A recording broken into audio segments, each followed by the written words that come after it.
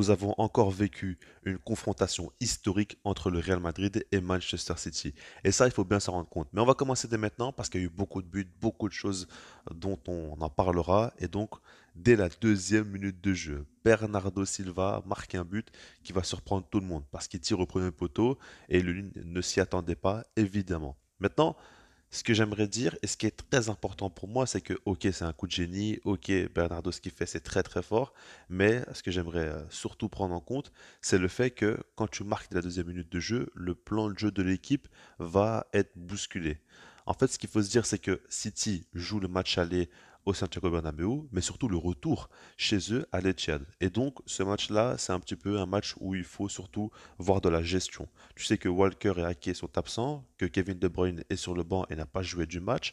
Donc, l'idée est surtout de ne pas avoir un trop gros écart et de pouvoir avoir tout simplement une certaine gestion pour te permettre de faire la différence chez toi à la maison. Encore plus, quand tu mets le but dès la deuxième minute de jeu, tu te, on va dire, consolide dans cette idée-là. Et par rapport à ça, on comprend que City n'a pas mis une grosse pression parce qu'ils ont déjà marqué un but et pour eux, l'idée est d'avoir un rythme très lent dans ce match-là. Donc au début, on a vu cette équipe-là du Real Madrid complètement surpris par ce but et ça les a mis un gros coup au moral, ça a mis une grosse clim aussi au stade dont l'ambiance était quand même exceptionnelle avant le début du match. Et là, tu vois que City, ben, logiquement, ils sont meilleurs dans les premières minutes. Et on voit même des situations dangereuses où ils auraient pu mettre le deuxième but. Maintenant, on voit surtout une équipe de City qui veut garder le ballon et contrôler un petit peu le tempo. Et pour moi, ils ont fait une petite erreur à ce moment-là. Parce que comme je l'ai dit, c'est compréhensible au vu de la gestion qu'il faut avoir en Ligue des Champions. Mais là, si tu tues le Real Madrid dès le début en mettant deux buts d'écart, c'est autre chose quand même. Et je pense que là, c'est tout simplement la première grosse erreur qu'ils ont fait dans ce match-là. Et donc, dès la deuxième minute de jeu, on a Camavinga qui met un but. Ça paraît anodin, parce que quand on regarde l'action, il se passe pas non plus grand-chose. Le bloc de City est quand même compact, mais Camavinga tire, c'est une frappe qui a été déviée par Ruben Dias et qui va rentrer. Alors qu'à la base, quand on regarde les ralentis, la frappe n'est même pas cadrée. Donc le Real Madrid bénéficie de réussite, mais ils vont vraiment bien l'utiliser parce que le stade se réveille et 2 minutes plus tard, ils vont marquer un but. Et là, c'est assez fou parce qu'ils profitent de très très grands espaces et c'est Vinicius qui va lancer Rodrigo en profondeur. Ça me rappelle un petit peu le match face au Barça cette saison où ils ont gagné 4-1 et ils balançaient des ballons très longs en profondeur pour Rodrigo ou Vinicius. Là, ce qui m'a surpris, c'est que Rodrigo était positionné en tant qu'ailier gauche. Et ça a été une petite surprise de Carlo Ancelotti. On a vu que Rodrigo donc, prend la profondeur très tranquillement. Il est face à Akanji. Pour moi, Akanji se trompe totalement. Il doit absolument se positionner devant Rodrigo sur son côté droit. Et je ne sais pas trop ce qu'il fait. Je pense qu'il se perd un petit peu et il succombe un peu trop à la pression. Et ensuite, là, Rodrigo, ce qu'il fait, c'est dingue parce qu'il a un calme complètement dingue et il se permet de placer le ballon au second poteau. Maintenant, encore une fois, là, c'est Ortega pour moi qui est fautif parce qu'il doit faire beaucoup mieux. Sur le direct, je pensais que c'était un petit pont, mais non, il tire tout simplement à côté du gardien pour la laisser filer au second poteau. Et je trouve qu'il est beaucoup trop neutre dans cette action-là, Ortega. Donc voilà, ça fait à ce moment-là 2-1 pour le Real Madrid qui a complètement renversé la situation en 2 minutes. Et puis on peut aussi dire qu'Akanji a dévié la frappe. Donc encore une fois, une frappe déviée. Maintenant, c'est un petit peu différent. Je pense qu'Ortega aurait dû clairement l'arrêter, vu comment la puissance de la frappe était faible. Maintenant, par rapport à ça, le Real Madrid reprend totalement confiance et à ce moment-là, il commence à dominer. On voit des choses qu'on n'a pas l'habitude de voir, comme par exemple Rodri qui rate deux passes anodines alors qu'il n'est pas vraiment sous pression, ou à un moment donné, il perd un ballon et ça peut occasionner un contre pour le Real Madrid.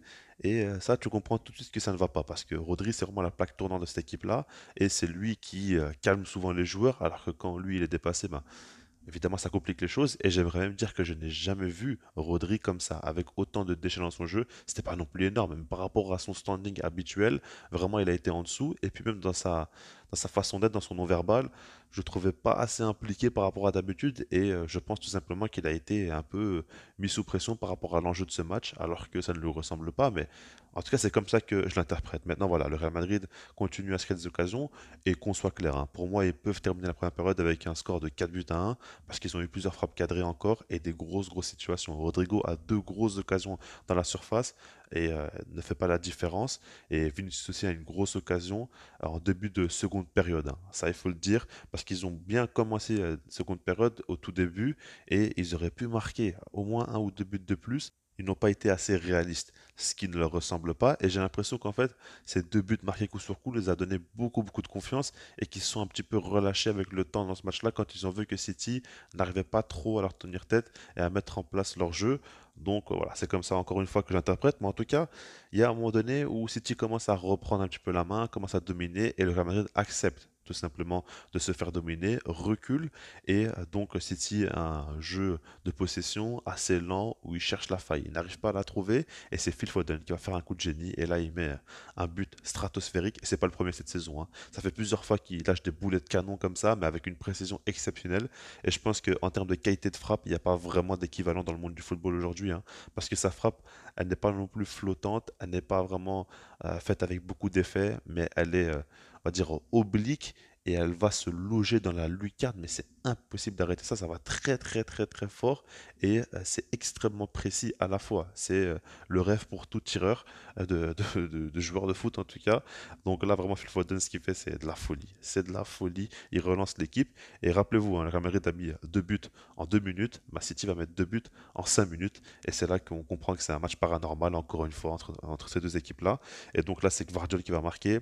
C'est assez surprenant parce que quand on regarde, il rate son contrôle et il est sur son pied droit. On sait très bien qu'il n'est pas du tout à l'aise avec son pied droit. Et là, il se dit que voilà, il peut plus faire grand-chose pour éviter que le Real Madrid fasse un contre. Bah, il tente une frappe comme ça, venu de nulle part et il marque vraiment. Il tire très très fort et encore une fois, c'est très précis aussi. Donc voilà, c'est un but qui remet City devant dans ce match-là. Il gagne à ce moment-là 3-2. Et là, encore une fois, le Real Madrid est abattu, mais ça va pas durer longtemps parce que 8 minutes plus tard, ils vont marquer. Et là, encore une fois, c'est surprenant parce que quand on regarde Vinicius, c'est un joueur que j'admire, que je trouve vraiment très très fort.